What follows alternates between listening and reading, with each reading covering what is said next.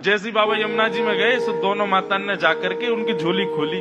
जब तक बाबा आवे तब तक बोले जल्दी निकालो ठाकुर जी को। भीतर एक सुंदर सा डिब्बा था, उसमें छेद हो रखे थे वायु के लिए। जैसे ही खोल के देखा तो नन्हे से ठाकुर जी हाथ में माखन लिए लड्डू गोपाल बैठे। अब वो दोनों बहनें इतनी सीधी बिचारी कहने लगी, अरे राम राम राम राम राम राम, देखो देखो या बाबा ने कहा कियो। कहा भयो बहन? बोले बा बड़ो ना हो छोटे पाओ, हमारे ठाकुर जी के हाथ पांव मोड़ के बैठा दिए यहाँ में। अब ठाकुर जी का स्वरूप तो ऐसा ही है लड्डू गोपाल। ठाकुर जी बेचारे श्रमित है गए होंगे, साथ में थोड़ा सा मक्खन था, मक्खन लेकर के ठाकुर जी के पामन पर मालिश करनी शुरू करी। अरे राम राम, ठाकुर जी के पाम मुड़ गए। अरे भैया, अरे ठाकुर जी सीधे कर लो पाम। अरे बड़ो निष्ठुर बाबा है, आपको टेढ़ो करके चलोगो, आपको मोड़ मार के चलोगो। पांव में मक्खन लगाने लगी, पकड़ करके महाराज खींचने लगी।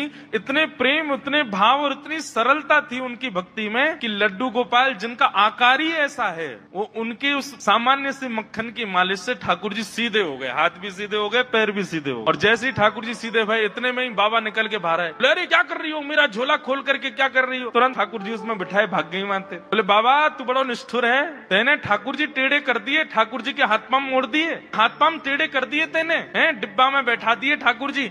जैसे बाबा ने डिब्बा का ढक्कन हटा के देखा, वो सीधे खड़े हुए, दोनों हाथ और दोनों पैर उनके मक्खन लगा हुआ है हाथ पैरों में। देख करके साधु के नेत्र सजल हो गए। बोले मैंने इतने वर्षों तक सेवा की ठाकुर जी आपकी, लेकिन आपको जड़ ही माना, इसलिए आप ऐसे ही रहे जैसे आए। पर ये दो सखी जो आई थी, इनके चित्त में इतने सरल और इतना प्रेम भाव आपके प्रति था ठाकुर जी कि आप जड़ होते हुए भी चैतन्य हो गए।